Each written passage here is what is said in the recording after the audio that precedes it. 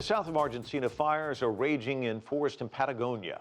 They are also being called the worst fires in Argentina's history. And while the battle against the blazes continues, the question is how and why the fire started in the first place.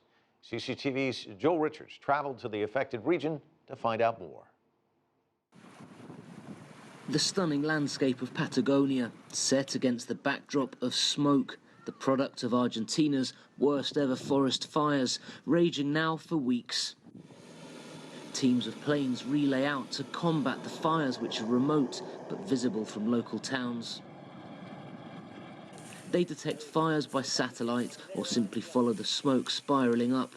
Some 240 firefighters are working in small teams on the ground to stop the fire's spread. Most have left their jobs and families to be here to help.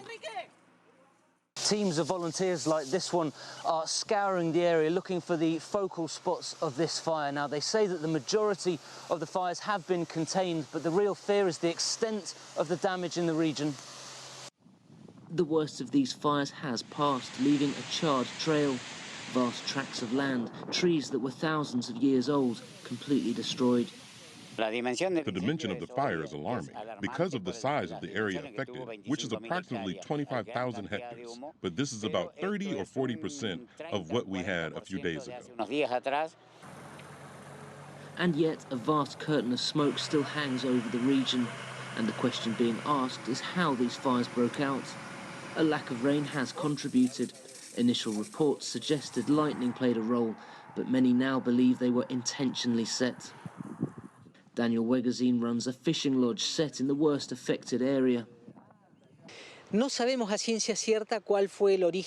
don't know if it was intentional, maybe negligence, but hard to believe it was a natural cause. How can it be these 2,000 or 3,000 years that one of these fires have not happened before? These trees are thousands of years old. If there was a cyclical nature phenomena, these trees wouldn't exist. Government officials say they believe arson is behind these fires, motivated by real estate speculation.